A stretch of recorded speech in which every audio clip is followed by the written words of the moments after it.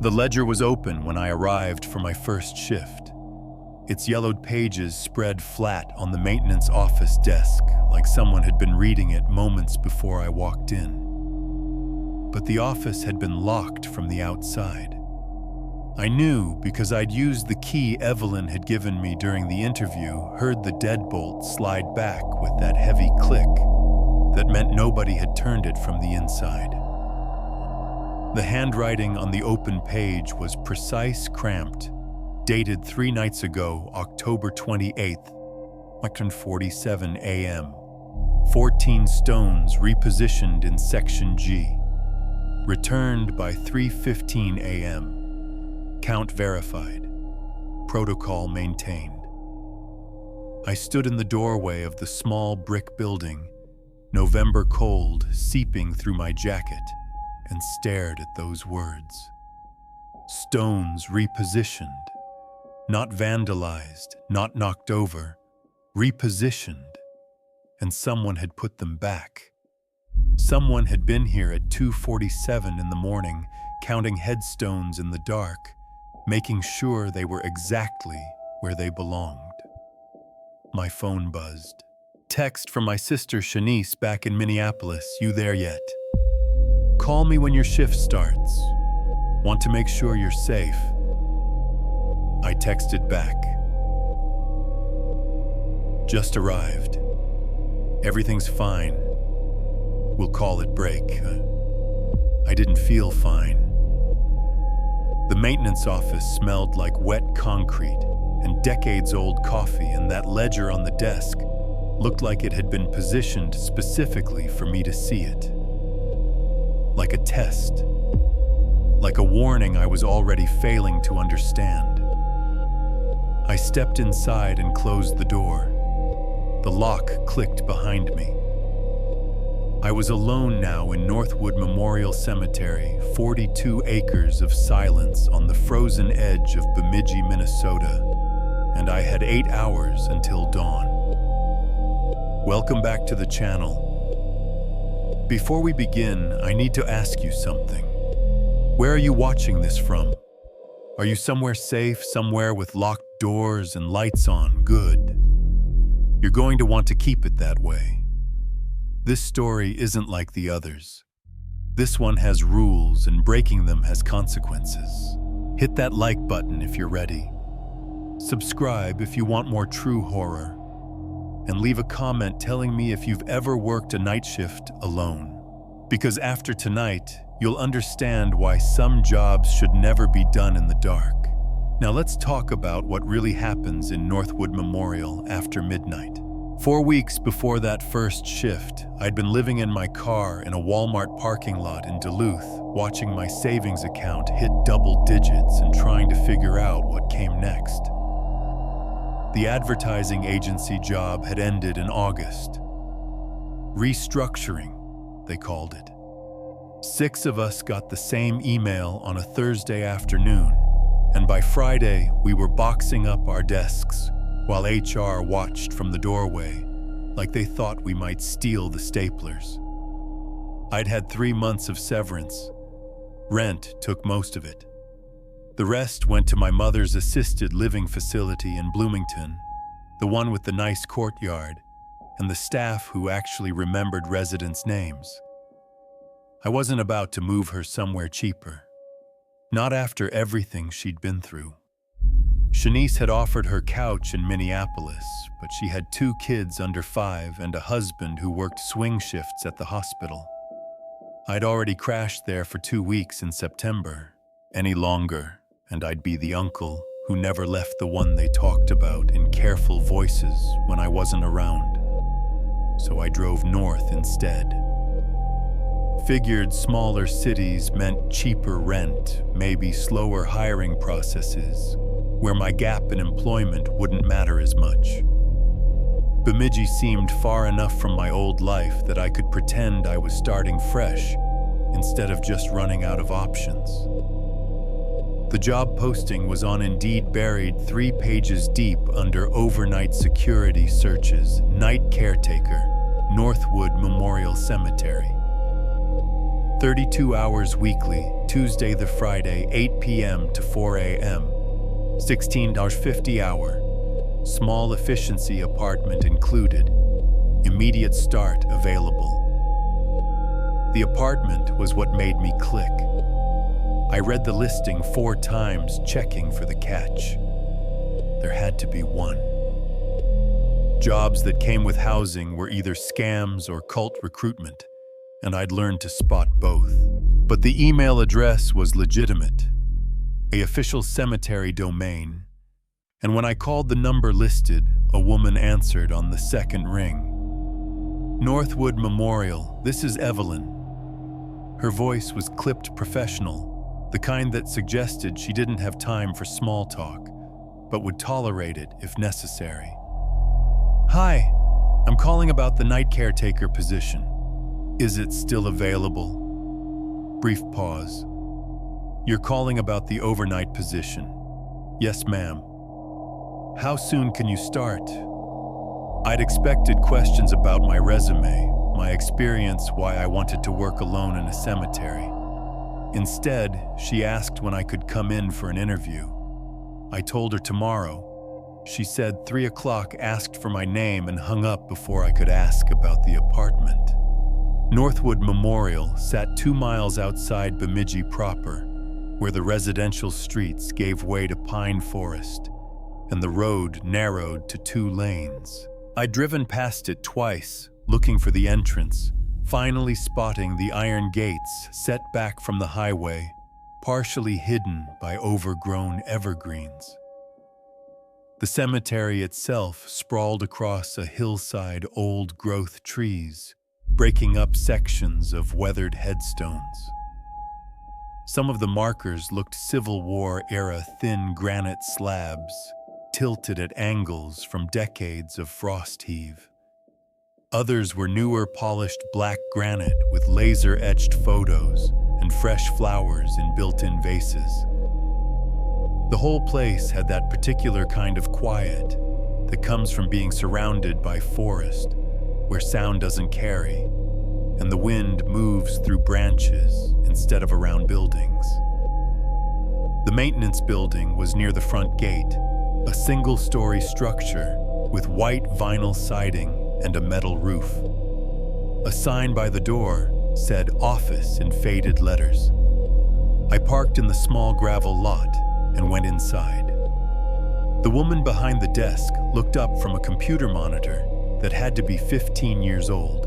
Late 50s gray hair pulled back in a tight bun, reading glasses on a chain around her neck. She studied me for a full 3 seconds before speaking. Marcus Chen. Yes. Evelyn Pritchard, cemetery director. She gestured to a folding chair across from her desk. Sit. I sat. The office was cramped, filing cabinets lining one wall, a space heater humming in the corner. Everything looked worn but meticulously maintained, the kind of place where things were repaired instead of replaced. Evelyn slid a clipboard across the desk. Fill this out, both sides. Standard employment application. I used the pen chained to the clipboard and worked through the questions. Previous employment references, emergency contact. I put Shanice's number for the last one and hoped she wouldn't mind. Evelyn watched me the entire time. Not hostile, just attentive. When I handed the clipboard back, she reviewed it carefully, flipping to the second page, then setting it down. You worked in advertising, she said. Not a question. Yes, marketing coordinator. Got laid off in August. Why do you want to work in a cemetery? I'd prepared for this question. Had a whole answer about appreciating quiet work environments and being comfortable working independently. But something about Evelyn's expression made me think she'd heard that script before and hadn't believed it then either. I need a job that comes with housing, I said instead. I've got some savings left, but not enough for first and last month's rent anywhere. Your listing said the position includes an apartment. She nodded once. It does. Efficiency unit above the maintenance garage. 1-room kitchenette bathroom. Nothing fancy. That's fine. The work is straightforward, Evelyn continued. You arrive at 8 p.m., lock the front gates, and do perimeter checks every 2 hours until 4 a.m. Most nights, nothing happens. Sometimes you get teenagers trying to sneak in occasionally. Deer that need to be shooed away from the sections with flowers. You'll have a phone with emergency contacts. Anything you can't handle yourself, you call. Okay. You'll work alone. No other staff on site overnight. Can you manage that? Yes. She studied me for another moment, then opened a desk drawer and pulled out a stapled packet. 3 pages printed on plain white paper. She set it in front of me. Cemetery protocols, she said. Read them. Sign the last page. I picked up the packet. The first page was standard workplace rules. No smoking on grounds. Respect the property. Keep noise to a minimum. The second page covered the perimeter checks in detail. Specific paths to follow, gates to verify, buildings to inspect. The third page made me slow down. It was numbered. 12 rules, each one short, printed in the same font as the rest, but somehow feeling different. 1. Always lock the front gates at exactly 800 p.m. If they're already locked when you arrive, leave immediately and call Evelyn Pritchard. 2. Conduct perimeter checks at 10 p.m., 12 a.m., 2 a.m. Do not deviate from these times by more than 5 minutes. 3. The maintenance garage has 2 doors. Keep the exterior door locked at all times. The interior door to the apartment stays unlocked during your shift. 4. If you hear your name called, verify. You can see the speaker before responding. If you cannot see them, do not acknowledge. 5. Stay on paved pathways after midnight. The grass in Section G and Section L absorbs sound differently at night. Do not enter the receiving vault for any reason. It stays locked. You do not have a key. 7. If you find coins on headstones or pathways, collect them in the provided container and deposit them in the collection box by the front gate before end of shift. 8. Between 3:00 a.m. and 3:15 a.m., you must be inside the apartment with the door closed. This is non-negotiable. 9. The old chapel in Section D is structurally unsafe. Do not approach it. 10. If anyone asks you where Evelyn Pritchard is, call 911. Do not attempt to answer the question. 11. Check the ledger in the maintenance office at the start of each shift. Note any irregularities. 12. Trust the protocols. They exist for specific reasons. I read through the list twice. My brain kept stalling on certain phrases. The grass absorbs sound differently. If you cannot see them, do not acknowledge. This is non-negotiable. I looked up. Evelyn was watching me with that same sharp, waiting expression. Is this serious? I asked. Yes. These rules are real, not some kind of orientation hazing. They're real. Every night caretaker who's worked here in the last 40 years has followed them. She leaned forward slightly. The position has low turnover once people adjust, but the ones who don't follow protocols don't last long. I wanted to ask what happened to them. Wanted to ask why a cemetery needed rules about when to be inside and what to do if someone called your name. But I also needed the apartment and the paycheck, and I was in no position to be picky. I picked up the pen and signed the last page. Evelyn took the packet back, glanced at my signature, then opened another drawer. She pulled out 3 keys on a ring and set them between us.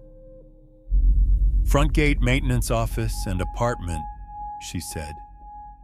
"You start Tuesday. Be here at 7:45. I'll walk you through the first check." I took the keys. They were cold, old brass, heavier than I expected. "Thank you," I said. She nodded. "Read those protocols again before Tuesday.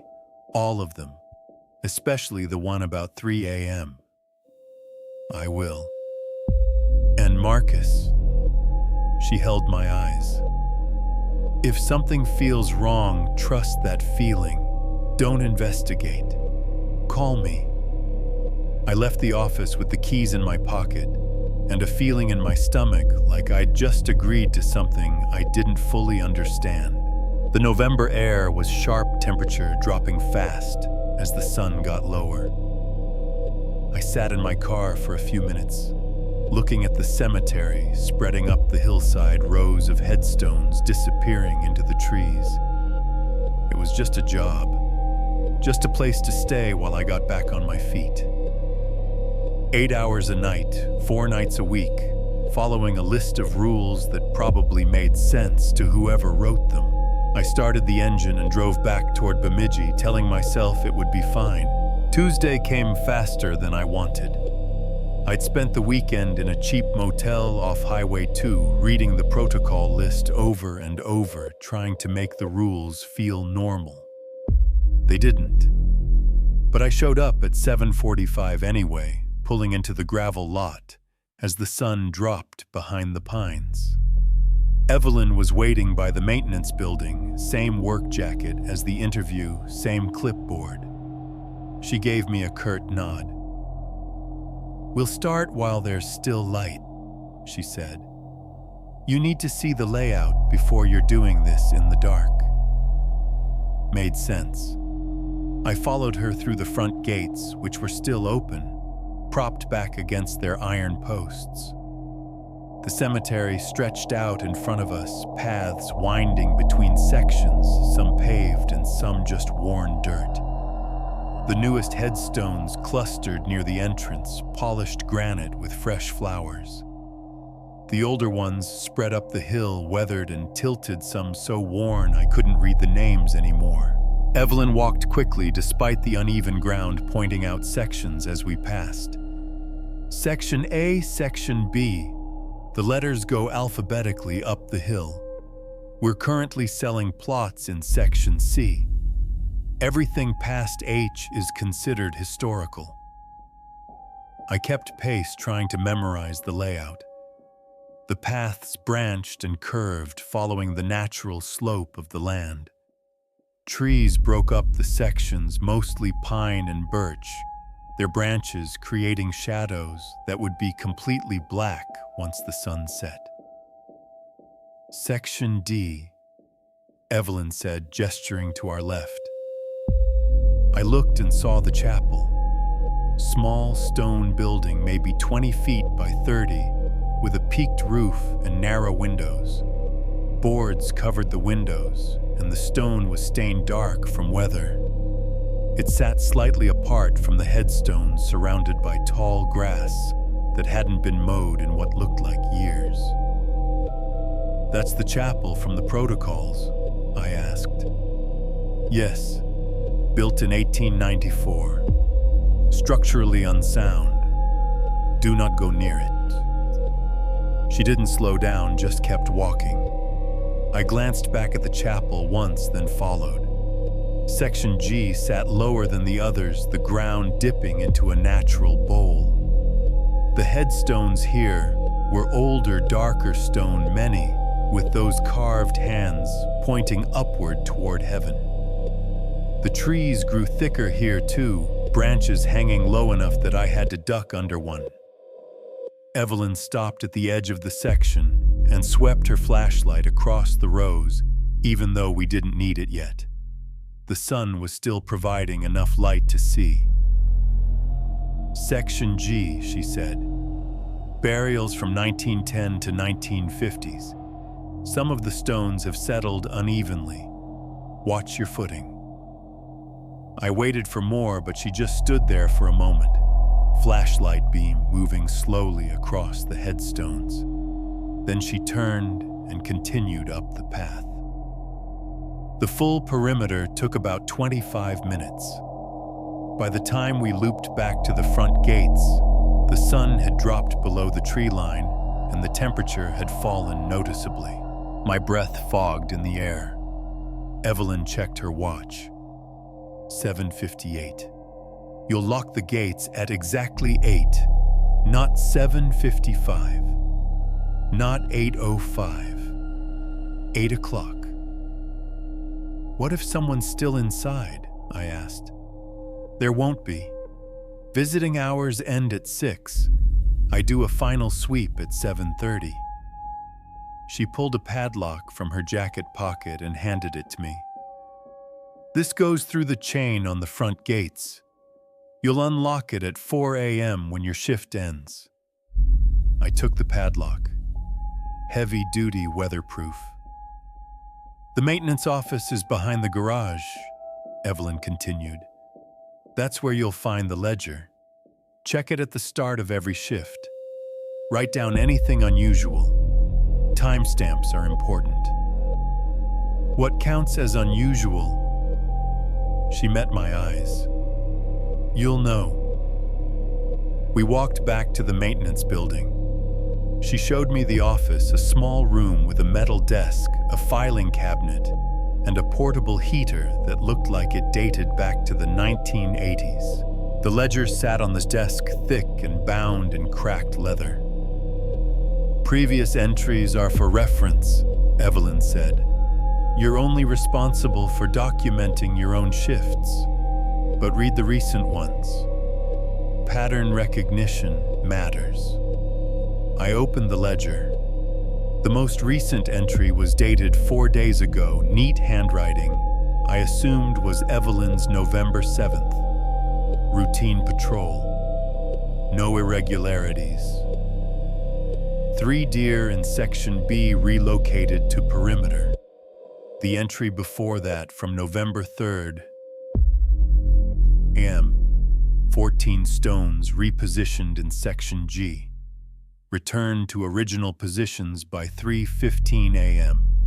Count verified. Protocol maintained. I stared at that entry. Stones were repositioned.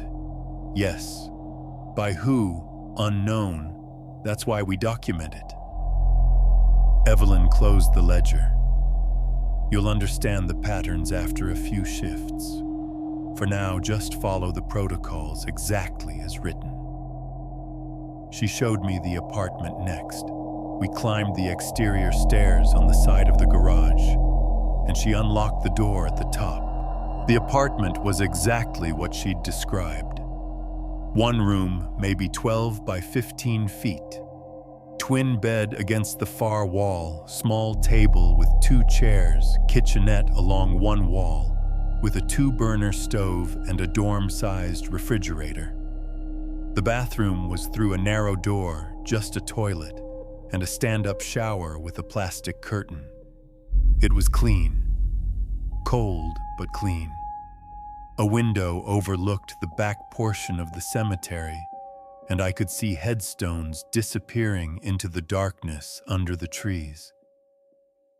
Heat works, Evelyn said, gesturing to a baseboard unit below the window. Keep the door unlocked during your shift. Locked during the day when you're not here. Why unlocked during my shift? She was already heading back toward the door. Protocol 8, 3 to 3:15 a.m. You need to be able to get inside quickly. Before I could ask why she was gone, her footsteps clattering down the exterior stairs. I heard her truck start up a minute later, gravel crunching as she pulled out of the lot. I stood in the apartment alone, looking around at what was now technically my home. I'd brought one duffel bag of clothes, my laptop, and my phone charger. Everything I owned fit in a space smaller than most people's walk-in closets. My phone buzzed. Shanice, how's the first night? I texted back. Just getting started. Place is quiet. That's good. Better than loud. You have heat? Yeah. Small but functional. Okay. Call me tomorrow. Love you. Love you too. I set my phone on the table and checked the time. 7:54 p.m. 6 minutes until I needed to lock the front gates. I grabbed my new flashlight, a heavy-duty LED model I'd bought at Fleet Farm, and headed back downstairs. The maintenance office door was unlocked, just like Evelyn had shown me. I stepped inside and went straight to the desk. The ledger was closed. I opened it to the most recent page and found the entry from November 7th, the one Evelyn had shown me. Nothing after that. I flipped back a few pages reading entries from the previous week. November 4th, routine patrol. Collected 17 coins from sections A and G, deposited in collection box.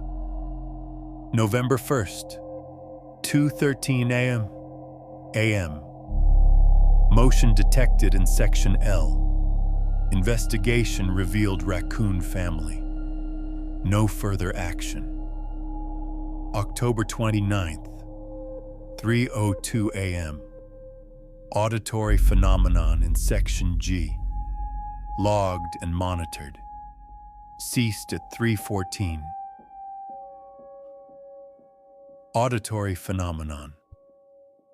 Not heard something. Not noise complaint. Auditory phenomenon. I checked my watch. 7:58. I closed the ledger and headed for the front gates. The walk took 2 minutes. By the time I reached the gates, it was exactly 8:00 p.m. I pulled the chain through the iron bars, threaded the padlock through the links, and snapped it closed. The click echoed in the quiet. The cemetery was locked. I was inside alone for the next 8 hours. I did my first perimeter check at 10 p.m. following the path Evelyn had shown me. Everything was quiet. I saw a possum near section C and it hissed at me before waddling into the underbrush. The flashlight beam caught the reflective eyes of something in the trees, probably a deer. I checked all the sections, verified the side gates were locked, and returned to the maintenance office at 10:32. Nothing unusual. I wrote that in the ledger, November 11th, 10 p.m. check. Routine. No irregularities. The midnight check was the same. Cold, quiet, empty. I followed the paved paths, avoided the grass like Protocol 5 said to, and finished at 12:28 a.m. Back in the office, I added another entry, November 11th, 12 a.m. check. Routine. One deer in section H. No further activity. I sat in the office chair and looked at the portable heater. It would be warmer in the apartment, but something about the office felt safer. Maybe because this was where the ledger was, where the patterns were documented. At 2:00 a.m., I started the third check. This one felt different immediately. The temperature had dropped further cold enough that my breath came out in thick clouds. The darkness seemed heavier somehow, the flashlight beam not reaching as far as it had earlier. I followed the path up towards section G, the one that dipped down into that natural bowl. The trees here blocked most of the starlight, and my flashlight was the only source of illumination. My boots crunched on the frozen ground. That's when I saw it. A headstone that had been straight during my previous checks was now tilted. Not fallen, not knocked over. Tilted like someone had carefully adjusted its angle. I stopped walking and aimed my flashlight at it. The stone was maybe 3 feet tall, old granite, heavily weathered. The name was barely legible, Sarah Lindstrom, 1923 to 1947. The stone leaned to the left, now maybe 15 degrees off vertical. I checked the headstones around it. They were all still in their original positions, the same angles I'd seen at midnight. Just this one had moved. My chest tightened. I pulled out my phone and took a photo, making sure the timestamp was visible. 2:17 a.m. Then I heard it. A sound from deeper in section G. Not an animal, not wind. A dragging sound, like something heavy being pulled across stone. I froze, flashlight aimed toward the source. The sound came again, slow, deliberate. Drag, pause, drag. Protocol 4 said, if I heard my name called, verify. I could see the speaker before responding. This wasn't my name. This was just a sound. But every instinct I had said to go back to the apartment, lock the door, and pretend I hadn't heard it. The dragging stopped. I stood there for what felt like 5 minutes, but was probably only 30 seconds. Nothing moved. The cemetery was silent again. I looked back at the tilted headstone, then at my phone. 2:19 a.m. 41 minutes until I had to be inside the apartment with the door closed. I backed up slowly, keeping my flashlight aimed towards section G. When I reached the paved path, I turned and walked quickly back to the maintenance building. My hands were shaking when I opened the ledger. November 11th, a.m. check. 1 headstone displaced in section G. Sarah Lindstrom, 1923-1947. Tilted approximately 15 degrees. Auditory activity detected deeper in section. Did not investigate. I stared at what I'd written. Did not investigate. Was that the right call? Should I have gone closer, verified what was making the dragging sound? Protocol 12 echoed in my head, trust the protocols. They exist for specific reasons. I closed the ledger and checked the time. 2:34 a.m. I had 26 minutes until lockdown. I went up to the apartment, turned on all the lights, and sat at the table. The window overlooking the cemetery was dark, the glass reflecting my own pale face back at me. I got up and pulled the thin curtain closed. At 2:58 a.m., I was sitting with my phone in my hand, watching the minutes count down. My coffee had gone cold in the mug on the table. 3:00 a.m. I got up, closed the apartment door, and turned the lock. The deadbolt slid home with a solid click. 3 minutes passed in complete silence. I sat at the table, staring at my phone, listening to my own breathing and the hum of the refrigerator. At 3:15 a.m. exactly, something changed. I can't explain it better than that. The air pressure shifted like when a storm front moves through. My ears popped slightly. I waited another minute, then unlocked the door and looked outside. Nothing. The cemetery stretched out in the darkness exactly as it had been. Cold, quiet, empty. But the tilted headstone was in section G, and I knew without checking that when I went out for the 4 a.m. check, it would be straight again. The second night, I arrived early, parked in the lot at 7:30, and went straight to the maintenance office.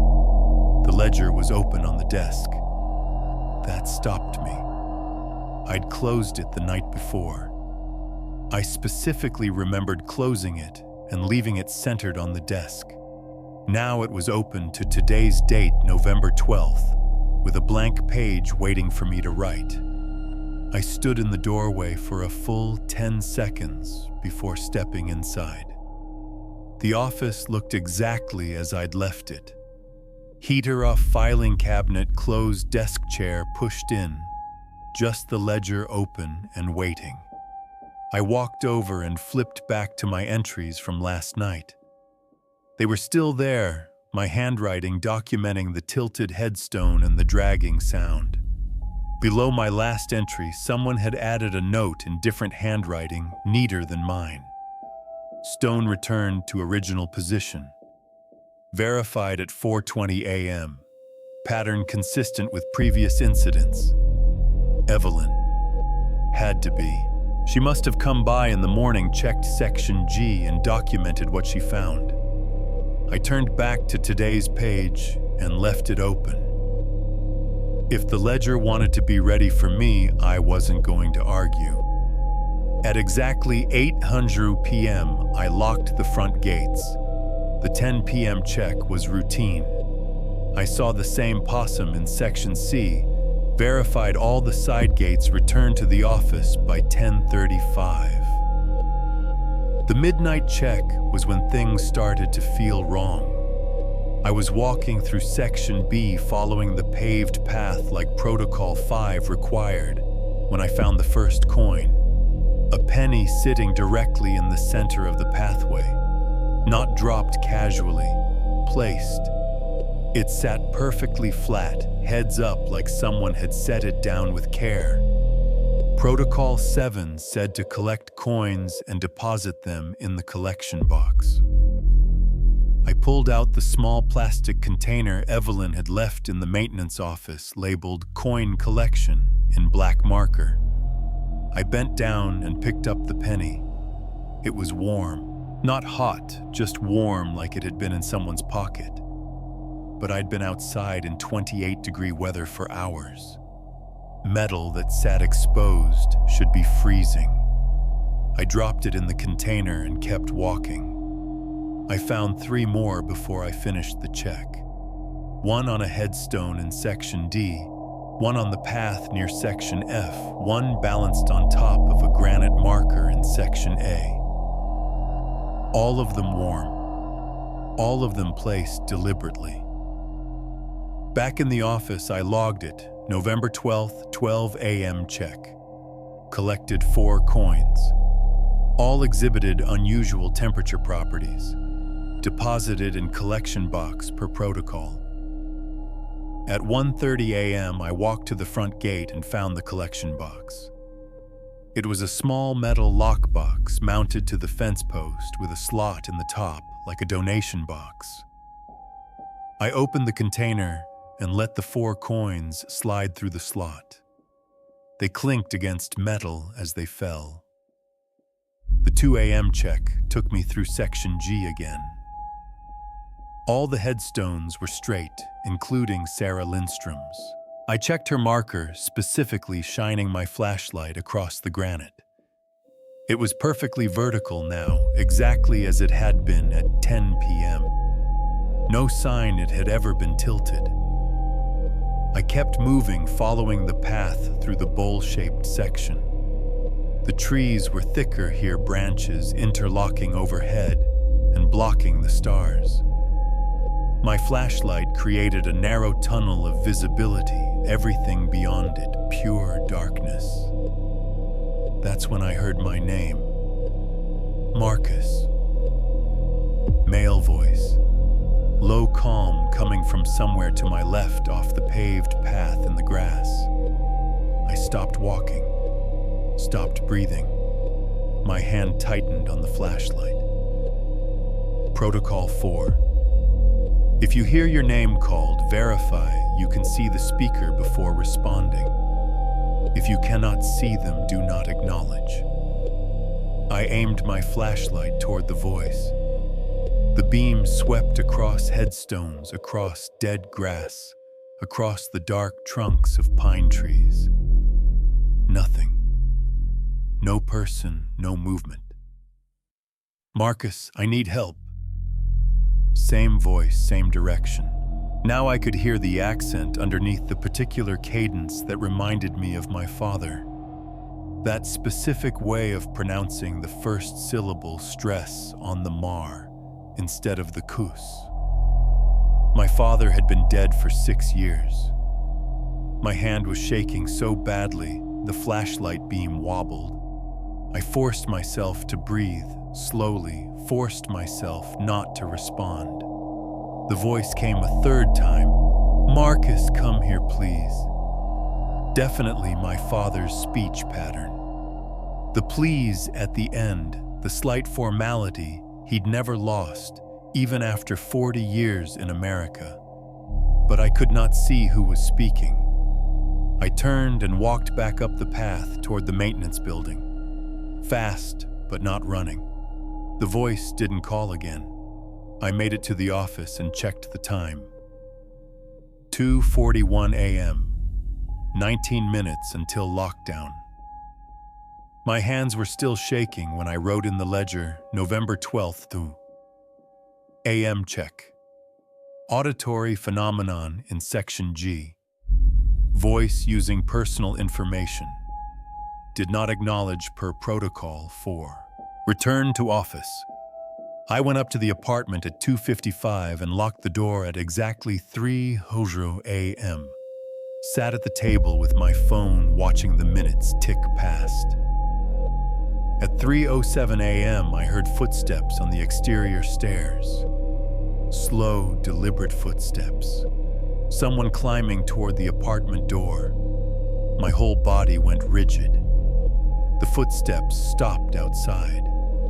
I stared at the door, at the deadbolt I'd turned 5 minutes ago. 3 knocks, even spaced perfectly. Then the voice. "Marcus, open the door." My father's voice. Exactly as I remembered it.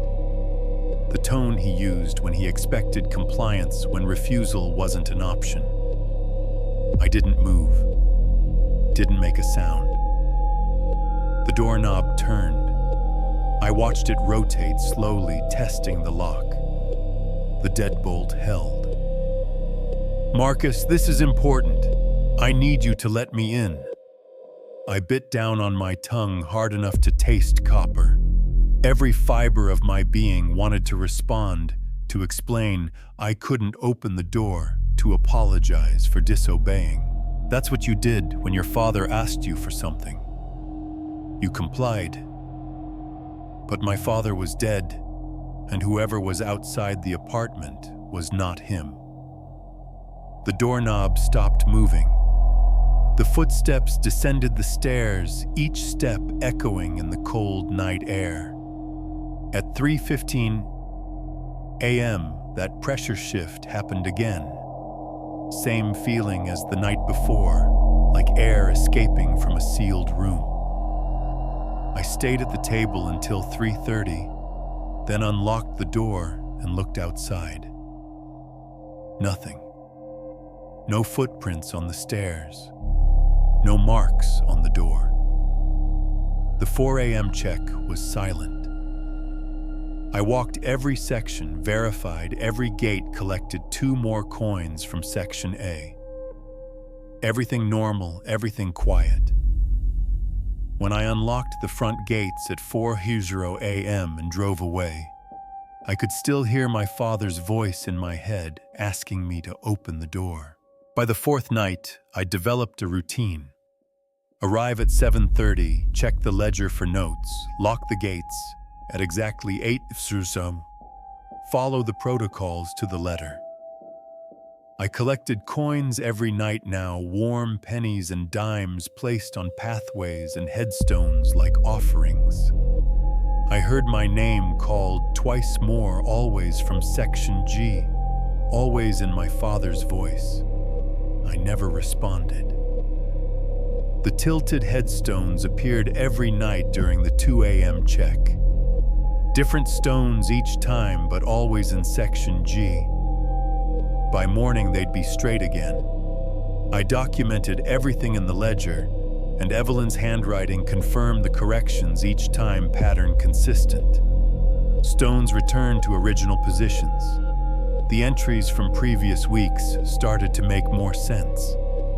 The auditory phenomena, the repositioned stones, the coin collections.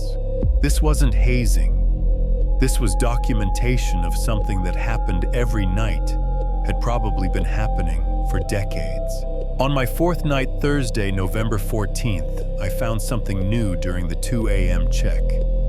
The receiving vault.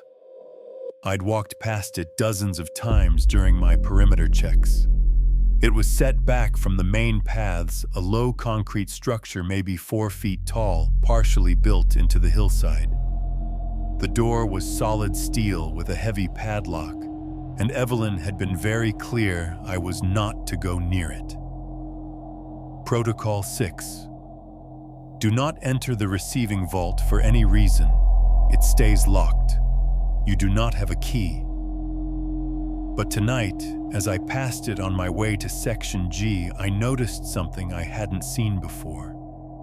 The ground around the vault was wet. Not damp. Wet. Like someone had flooded it recently. The grass within maybe a 6-foot radius of the concrete structure was dark and saturated. My boots sinking into mud that shouldn't exist in late November after 5 days without rain. I stopped at the edge of the wet area and aimed my flashlight at the vault. The padlock was secure. The door was closed, but water was seeping from underneath it, a slow trickle that darkened the concrete and fed into the saturated grass. Something inside the vault was producing water. A lot of it. I pulled out my phone and checked the weather history. No precipitation in Bemidji for 6 days. High temperature today had been 34 degrees. Nothing that would explain this much moisture. I took 3 photos of the wet ground, making sure the vault was visible in frame. Then I noticed the trail. A narrow path of disturbed grass, maybe 8 inches wide, leading from the vault toward the east side of the cemetery. It looked like something had been dragged through the grass repeatedly, wearing down a track. The trail was dark pressed flat, and it headed in a straight line toward the front gate area. I followed it with my flashlight beam. The trail ran about 40 feet before hitting the paved path where I lost it, but the direction was clear, toward the collection box. I checked the time, 2:33 a.m. I had 27 minutes before lockdown. I should have returned to the office and documented this. Should have stayed away from the vault like Protocol 6 said. But instead, I took 3 steps closer, staying just outside the wet grass, and aimed my flashlight at the steel door. For just a second, maybe 2, the air around the vault shimmered, like heat distortion on asphalt in summer. And in that shimmer, I saw the door differently. Not closed. Open just a crack, maybe 6 inches. Darkness inside.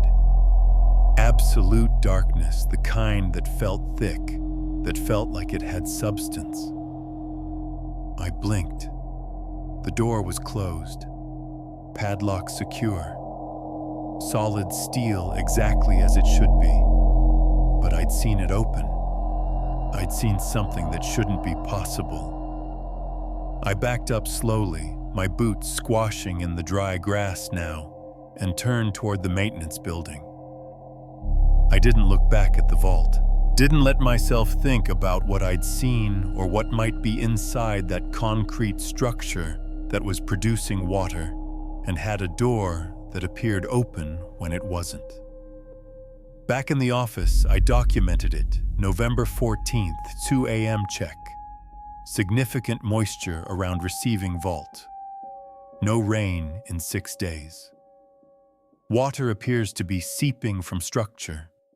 Trail visible in grass leading east toward front gate. Brief visual distortion noted. Did not approach vault per protocol 6. I read that entry 3 times. Visual distortion. That's what I'd written. Not door was open, not saw inside. Visual distortion, like I was protecting myself from the truth of what I'd witnessed. At 2:55, I went to the apartment and locked the door. At 3:00 a.m. exactly, someone knocked, 3 times even and controlled. Then the voice, my father's voice. Marcus, the vault is flooding. I need you to help me check it. I sat at the table, hands gripping the edge hard enough to hurt. Marcus, it's a maintenance issue. The water's backing up into the drainage system. Just take a quick look. The doorknob turned, rattled against the lock. This is important, son. The cemetery could flood if we don't address it. Son. My father had called me that. Always son, never Marcus when he wanted me to do something. But my father was dead buried in a cemetery 300 miles south of here, and whoever was outside my door knew too much about how he talked, how he thought what words would make me listen. I stayed silent. At 3:09 a.m., the voice changed tactics. Is Evelyn Pritchard inside with you? My blood went cold. Protocol 10. If anyone asks you where Evelyn Pritchard is, call 911.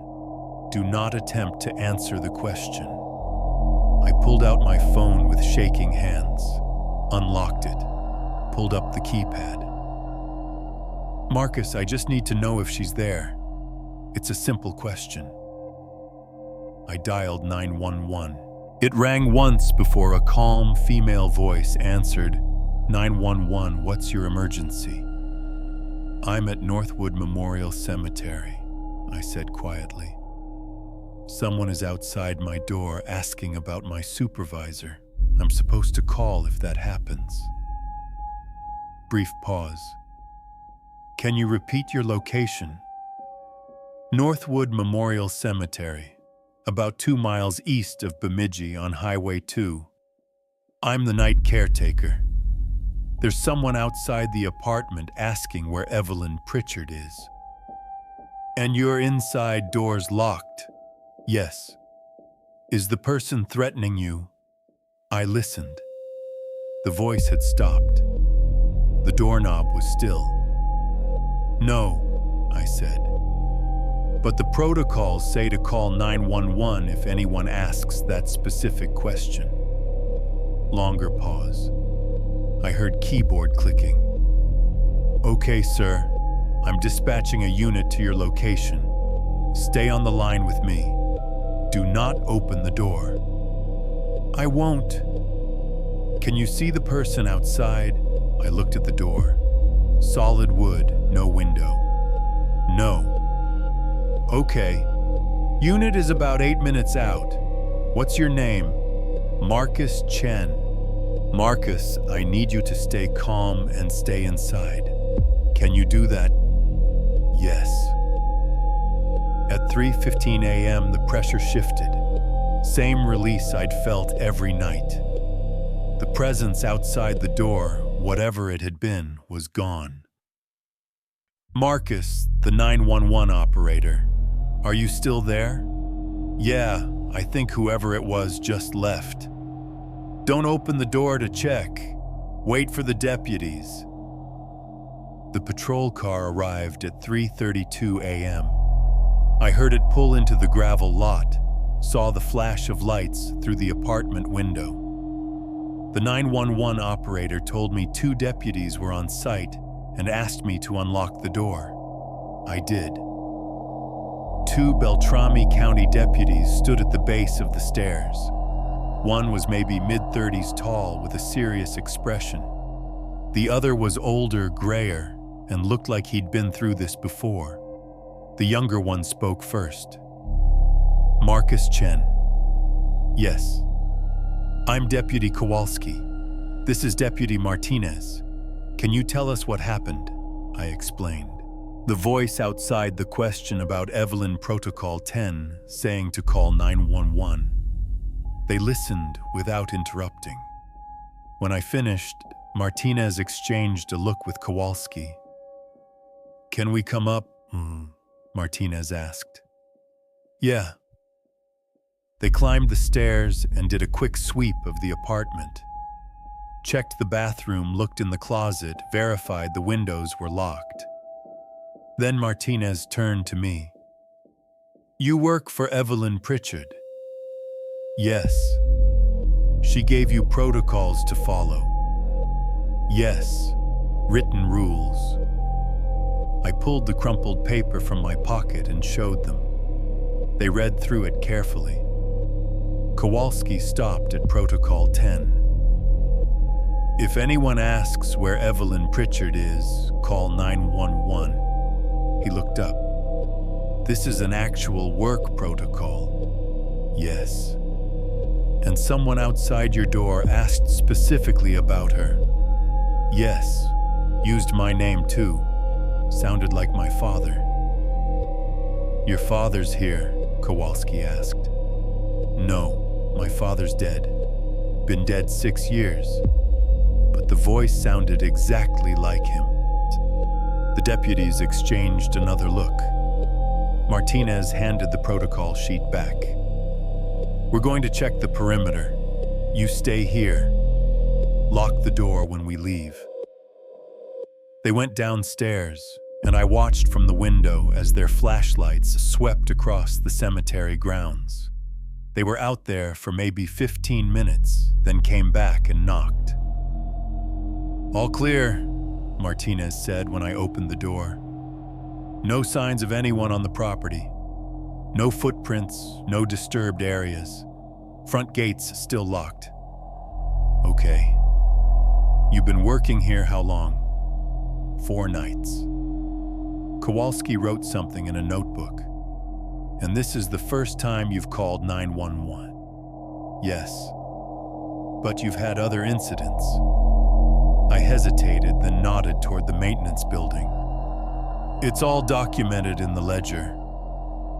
They followed me down to the office. I showed them the ledger, let them read through my entries. The tilted headstones, the warm coins, the voices in Section G, the wet ground around the vault. Martinez read for a long time, then flipped back through earlier pages. Entries from previous weeks, previous months. Same patterns. Same incidents. How long has this been going on? He asked. I don't know. The ledger goes back years. He closed it carefully. We're going to contact Evelyn Pritchard. Make sure she's aware of tonight's call. Okay. You're scheduled to work how many more hours? Until 4 a.m., about 20 minutes. You feel safe completing your shift. I looked out at the cemetery. Dark, cold, quiet. The presence that had been outside my door was gone. Whatever followed the protocols had retreated when I called 911. Yeah, I said. I'm okay. They gave me their cards, told me to call if anything else happened, and left. I watched their patrol car pull out of the lot, taillights disappearing down the highway.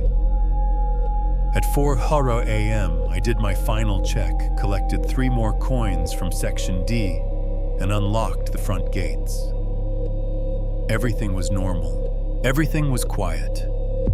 I drove back to the apartment in silence, hands steady on the wheel, and tried not to think about the voice that had known my father's speech patterns, the door that had appeared open when it wasn't, or the water seeping from a vault I wasn't allowed to enter. Evelyn called me at 9:30 a.m. Friday morning. I'd been asleep maybe 3 hours, passed out on the apartment bed, still wearing my jeans. "Deputies contacted me," she said without preamble. "You followed Protocol 10. "Yes." "Good. That's exactly what you should have done." Brief pause. "Are you able to work tonight?" I sat up, rubbing my eyes. "Yeah. I need to show you something. Can you meet me at the cemetery at 2 p.m.? "Sure." She hung up. I spent the next 4 hours trying to sleep, gave up at noon, and drove into Bemidji for coffee. The waitress at the diner looked at me like I was sick, and maybe I was. I felt hollowed out, like I'd been running on adrenaline for days, and my body had finally noticed. Evelyn's truck was in the lot when I arrived at 2 Hussar. She was waiting by the maintenance building, same work jacket, but today she looked older, tired, dark circles under her eyes' hair, not quite as neat as usual. "Follow me," she said. We walked into the cemetery, following the path towards Section G. The sun was out, temperature maybe 40 degrees, and in the daylight, everything looked normal.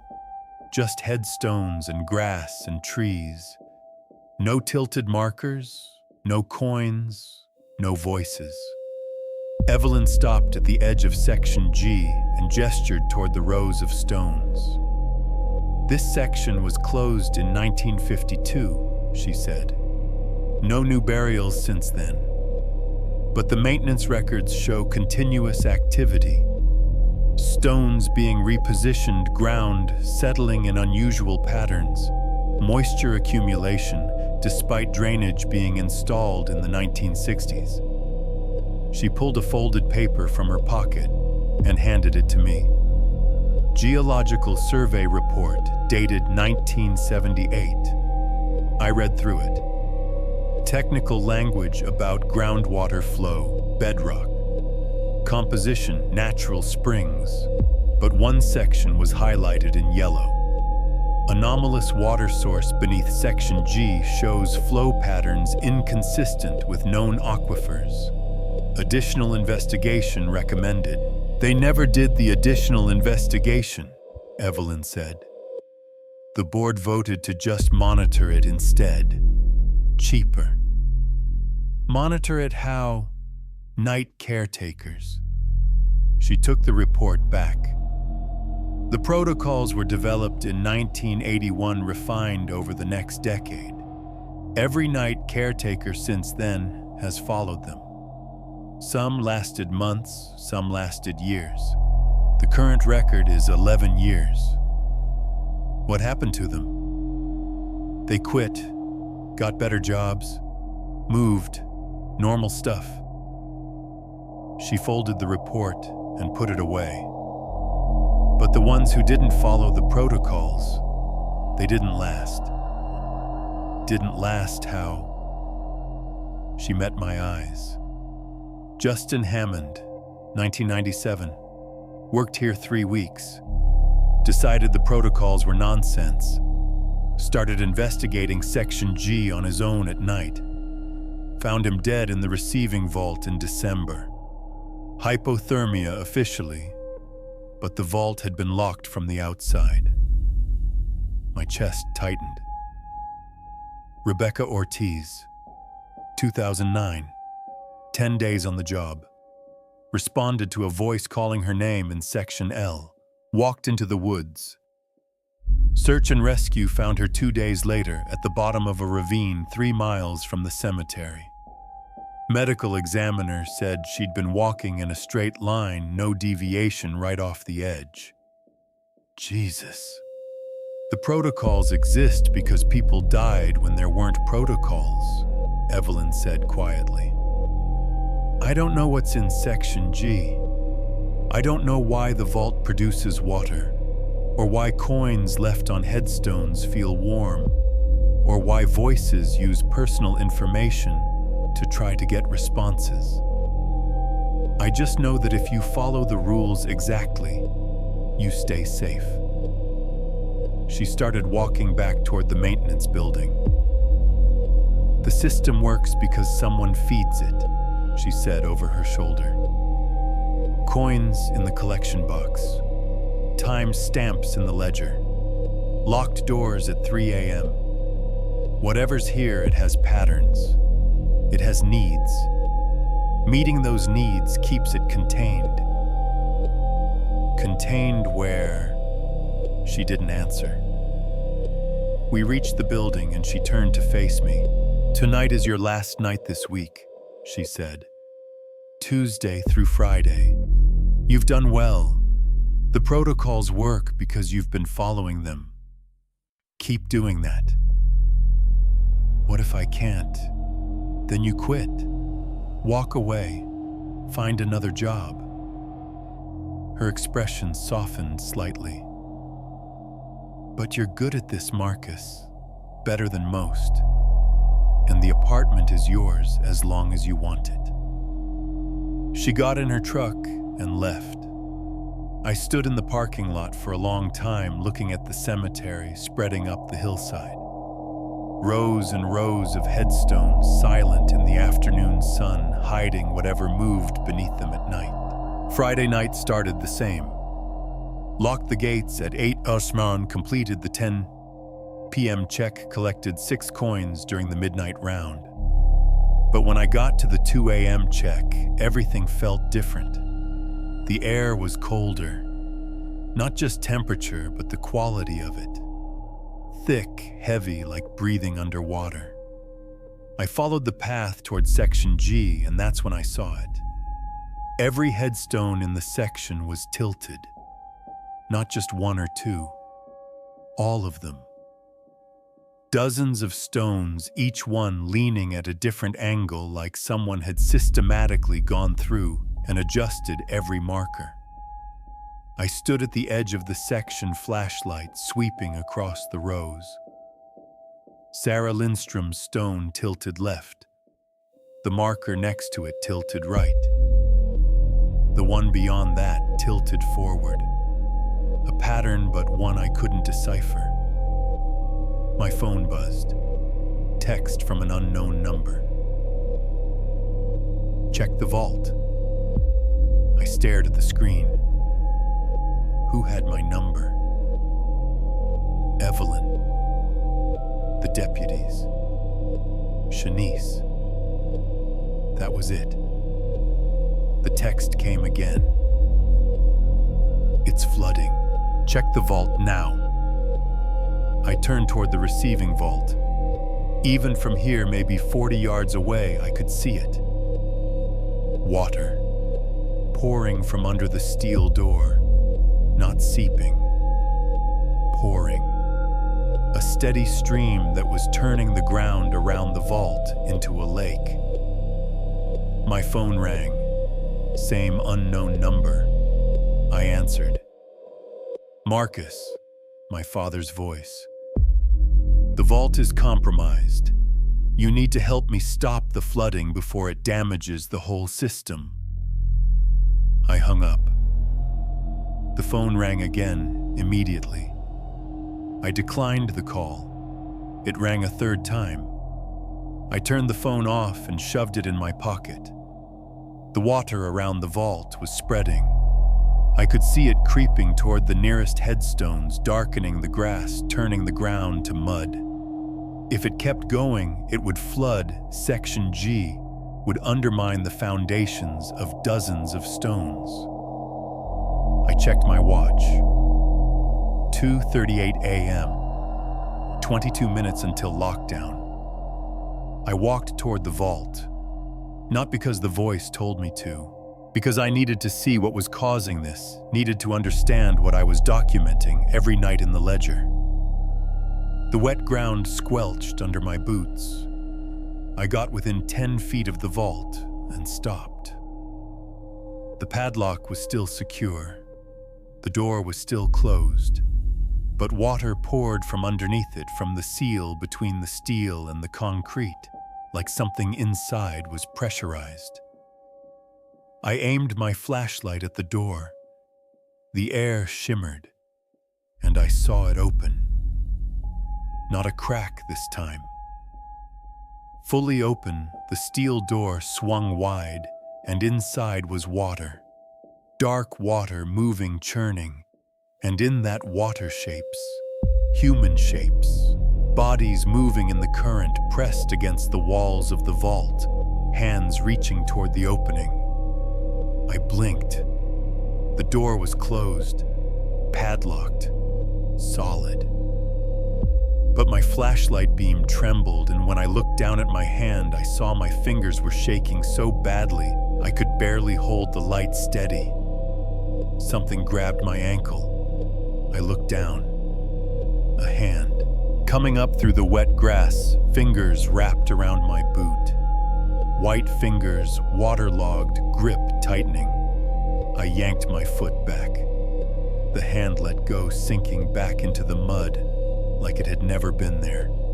I turned and ran. Boots slipping on wet grass, flashlight beam bouncing wildly. I ran back to the paved path, didn't stop until I reached the maintenance building. 2:47 a.m. I burst into the office, slammed the door, locked it. My breath came in ragged gasps. I grabbed the ledger with shaking hands and tried to write, but I couldn't hold the pen steady. November 15th to 2 a.m. check. Vault flooding severely. All headstones in Section G displaced. Visual distortion at vault door. Physical contact. I stared at those last two words. Physical contact. Something had touched me. Something had come through the ground and grabbed my ankle, and I had felt it. Cold, wet, real. 2:53 a.m. I needed to get to the apartment. Needed to lock the door before 3:00. I left the office and ran up the exterior stairs. Got inside the apartment, threw the deadbolt, checked it twice. Sat at the table with my hands pressed flat against the wood to stop them shaking. At exactly 3:00 a.m., someone knocked. I didn't move. "Marcus," my father's voice. "You saw the vault. You know what's happening. I need you to help me." The doorknob turned, testing the lock. "There are people down there, son. Trapped. We can help them if you just open the door." I closed my eyes. "Marcus, your mother is down there." My eyes snapped open. "She's in the vault. She's been there since she died. Don't you want to help her?" My mother was alive, in an assisted living facility in Bloomington. I'd called her 2 days ago. "Marcus, please. She's calling for you. Can't you hear her?" I put my hands over my ears. The voice continued, muffled now, but still audible, telling me my mother was drowning, was trapped, needed me to open the vault and help her. At 3:15, it stopped.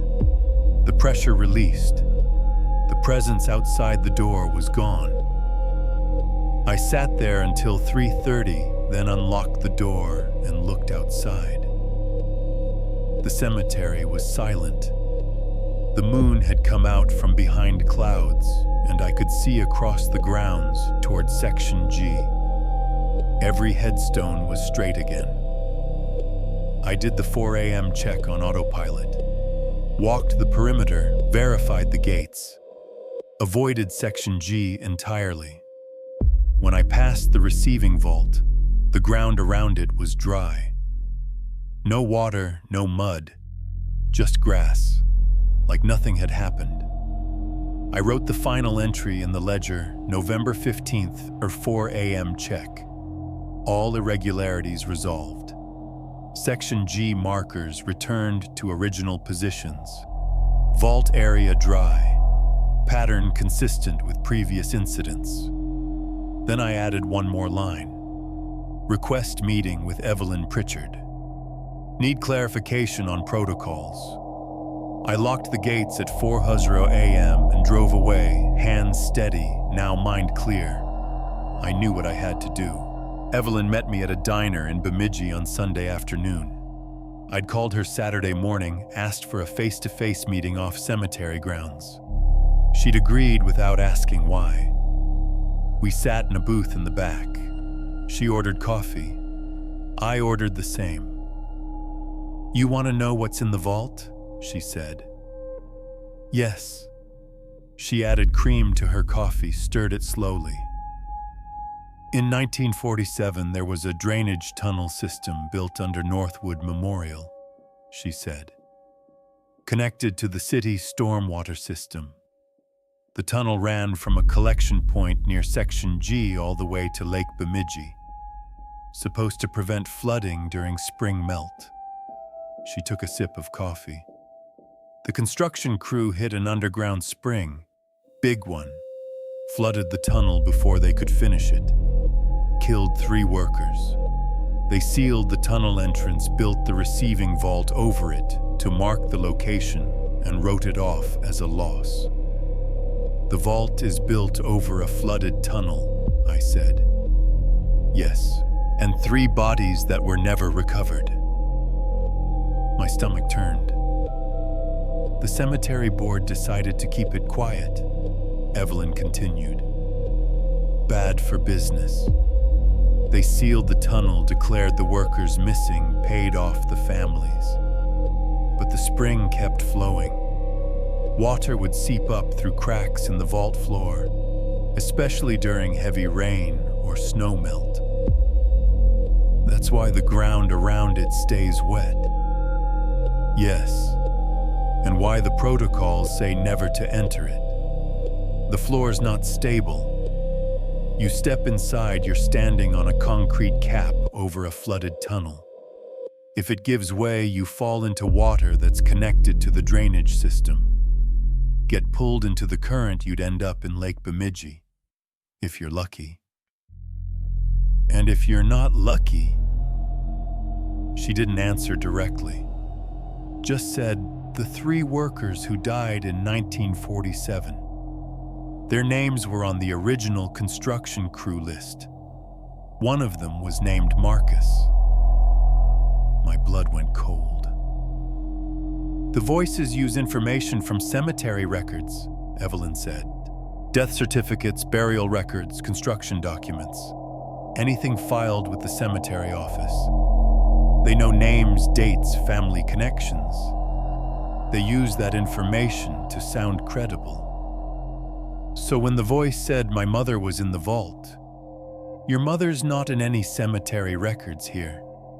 The voice was lying. They do that." "Who are they?" She set down her coffee cup. "I don't know. I've worked here 18 years. I've read every ledger entry going back to 1981. And I still don't know if it's the 3 dead workers, if it's the spring itself, if it's something about the location. I just know the patterns. What triggers activity, what calms it, what keeps people safe. The protocols, she agreed. Follow them exactly and you're fine. Deviate and things get unpredictable. Dangerous." I thought about Justin Hammond in the locked vault, Rebecca Ortiz walking off a cliff. "What happened Friday night?" I said.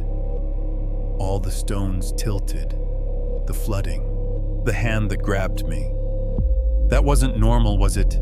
"No," Evelyn admitted. "That was escalation. Probably because you called 911 Thursday night. The system doesn't like outside intervention." "So what do I do?" She met my eyes. "You decide if you can keep following the protocols, knowing what they're for, knowing that you're not just documenting strange events. You're maintaining a containment system for something we don't understand but can't ignore." The waitress came by, refilled our coffee. We waited until she left. If you want to quit, I understand, Evelyn said. I'll write you a good reference, help you find something else. And if I stay, then you keep doing what you've been doing. Follow the protocols, document everything, keep the system balanced. She pulled an envelope from her jacket and slid it across the table. Your first paycheck. Direct deposit starts next week, but I wanted to make sure you had this. I opened the envelope. Check for $1,840. 2 weeks of work. Think about it, Evelyn said. Let me know by Tuesday. She left money for the coffee and walked out. I sat in the booth for another hour, check in my hand, trying to decide if I could keep doing this. If I could spend 4 nights a week in a cemetery, following rules designed to contain something that grabbed people through the ground and whispered in the voices of their dead fathers. My phone buzzed. Shanice, hey, how's the new job? You settling in okay? I texted back. It's different, but I think I'm managing. That's good. Mom asks about you. Says you haven't called. I looked at the check again. £1,840. Enough to cover the assisted living facility for another month. Enough to keep my mother somewhere with a nice courtyard and staff who remembered her name. I texted Shanice, tell her I'll call tonight. And I'm doing fine. Really. Then I put the check in my wallet and drove back to Northwood Memorial. I worked at Northwood Memorial for 16 more months, followed every protocol, locked the gates at 8 Honjaros, completed checks at exactly 10, 12, and 2. Collected coins that were always warm, heard my name called in voices. I recognized, watched headstones tilt and straighten, according to patterns I learned to predict. At 3:00 a.m. every shift, I locked myself in the apartment. At 3:15, I felt the pressure release. At 4 Hazaros, I unlocked the front gates and drove away. The ledger filled up. Page after page of documentation, auditory phenomena, visual distortions, physical contact events. I wrote it all down in neat handwriting, time-stamped and verified, and Evelyn countersigned every entry. In March, I moved my mother to a better facility. Nicer rooms, better care. I could afford it now. The night caretaker position came with benefits after 6 months. Health insurance, dental, paid time off. I took 1 week in July, drove down to Minneapolis, spent time with Shanice and her kids. When I came back, there was a note in the ledger from whoever covered my shifts, July 15th and 19th. Routine patrols, standard activity levels, no irregularities. System maintained. The cemetery continued. The patterns continued. I was part of the maintenance now, part of the system that kept whatever was in that vault and that flooded tunnel from spreading beyond Section G. In September, Evelyn offered me full-time. 5 nights a week, increased pay, more responsibility. I accepted. In December, I found a coin that wasn't warm. It was a Friday night, 2 a.m. check, Section G. A quarter sitting on Sarah Lindstrom's headstone. I bent down to collect it, same as I'd done hundreds of times before. But when I picked it up, it was cold. Freezing cold. Temperature appropriate for December in Minnesota, cold.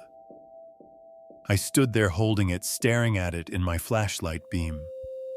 Then I looked around Section G. None of the headstones were tilted. I walked toward the receiving vault. The ground was dry, no seeping water, no mud trail, no flooding.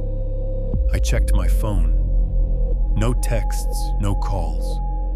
At 3:00 a.m., I locked myself in the apartment like always. No footsteps on the stairs. No voice outside the door. No knocking. At 3:15, the pressure didn't shift. At 4:00, I completed my final check. The cemetery was silent. Completely, perfectly silent. I sat in the maintenance office with the ledger open in front of me, pen in hand, and I couldn't write. Because something had changed. The patterns had stopped. After 16 months of consistent activity documented every night in dozens of pages of entries, the system had just stopped. I wrote December 13th. No activity detected. All sections clear. Vault dry. Collected 1 coin, normal temperature. No auditory or visual phenomena. Then I sat there until dawn, watching the cemetery through the office window, waiting for something to move, for some sign that the system was still functioning. Nothing happened. Evelyn called me at 8:30 a.m. "You need to come to Section G," she said. "Now." I found her standing at Sarah Lindstrom's grave. The headstone was straight, just like it had been all night. But the ground in front of it was disturbed. Fresh dirt, like someone had been digging. "Groundskeeping crew found this at first light," Evelyn said. She handed me a metal box. Small, maybe 8 inches square, rusted with a simple latch. The kind of box you'd use to store documents. "It was buried right here," she continued, 18 inches down. I opened the latch. Inside was a ledger. Older than the one in the maintenance office, the leather cracked and water-stained. I opened it carefully. The first entry was dated September 3rd, 1947. Tunnel crew reported missing. Search ongoing. Entry sealed pending investigation. I flipped through the pages. Entries every few days at first, then weekly, then monthly. Documentation of the spring, the flooding, the decision to build the receiving vault. And then starting in 1948, something else. Reports of voices near Section G. Night watchmen refused to continue rounds. Equipment found moved overnight. No explanation. Moisture accumulating despite drainage installation. I kept reading. The entries went through the 1950s, 60s, 70s. Different handwriting, different night watchmen, same patterns. Then the last entry dated June 15th, 1981, protocol system implemented. Maintenance staff trained. Containment verified. This ledger to be buried as final record. System now self-sustaining. I looked at Evelyn. "They buried the original documentation," I said. "Yes." "Why?" "Because the system worked. Once the protocols were in place, once there was a regular maintenance schedule and documentation process, the activity stabilized, became predictable, containable." I looked back at the grave, at the disturbed dirt. So why did the ground open up last night? Why did this box come to the surface now? Evelyn took the old ledger from my hands and closed it carefully. "Because after 40 years, she said quietly, the system doesn't need maintenance anymore. It's complete." She walked toward the receiving vault. I followed. The concrete structure looked the same as always, low-built into the hillside steel door with a heavy padlock. But the padlock was open. Evelyn noticed me staring. "I didn't unlock it," she said. It was like this when I arrived. She pulled the padlock free and set it on the ground. Then she gripped the handle of the steel door and pulled. It opened smoothly, hinges that hadn't moved in decades swinging without resistance. Inside was dry concrete. A small room, maybe 8 by 10 feet, completely empty. No water, no flooding, no tunnel entrance. Just a floor with a square outline in the center where a cap had once been. The outline was filled in now, sealed with fresh concrete that looked days old at most. Evelyn knelt down and ran her hand across the seal. "The tunnel's been filled," she said. "Completely. With what I don't know, but it's solid now." I looked around the vault. The walls were dry. The corners were clean. It looked like any other maintenance structure. 40 years of protocols, I said. 40 years of night caretakers following rules, collecting coins, documenting patterns. And it was all to do this, to somehow fill the tunnel. Evelyn stood up, brushing dust from her pants. "Energy has to go somewhere," she said. "The spring, the water, the 3 workers who died. All that pressure building up underground for decades. The protocols didn't contain it. They channeled it, directed it, and eventually it sealed itself." She walked out of the vault, and I followed. We stood in the morning sun looking at Section G spreading up the hillside. All those headstones, all those graves, all those years of careful maintenance. "So what happens now?" I asked. Evelyn closed the vault door and snapped the padlock back in place. "Now the cemetery goes back to being just a cemetery," she said. "No more activity, no more patterns, no more protocols. And the night caretaker position," she looked at me. "That's up to you. The cemetery still needs overnight security, but it'll be normal work now. Quiet patrols checking for vandalism, basic maintenance. The apartment's still yours if you want it." I thought about the ledger in the maintenance office. All those entries, all that documentation. 16 months of my life spent following rules I didn't understand, maintaining a system I couldn't see becoming part of something larger than myself. "I'll keep working," I said. Evelyn nodded. "Good. I'll need someone to help me close out the old ledger. Proper documentation for the records." We walked back to the maintenance building together. She made coffee in the ancient machine while I sat at the desk with the ledger open in front of me. I wrote December 13th, final entry. All protocols maintained. System complete. Vault sealed. No further maintenance required. Then I signed it, dated it, and closed the ledger. Evelyn took it from me and locked it in the filing cabinet. "That's that," she said. 40 years of cemetery maintenance documented and filed. She handed me a cup of coffee and sat down in the spare chair. "You did good work, Marcus. Better than most. You followed the rules even when they didn't make sense. That takes discipline." "Or desperation," I said. She smiled slightly. "Sometimes there's not much difference."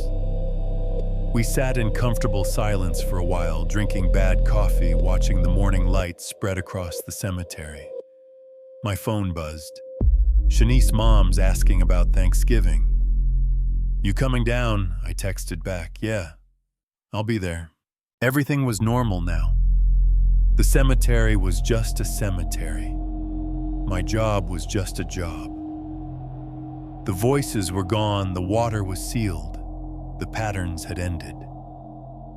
But that night, when I arrived for my shift at 7:45, I walked through the front gates and felt it. The pressure, subtle, barely noticeable, like the air a half second before a storm breaks. I checked my watch. 7:47. 13 minutes until I locked the gates. I walked to Section G and stood at the edge looking across the rows of headstones in the fading light.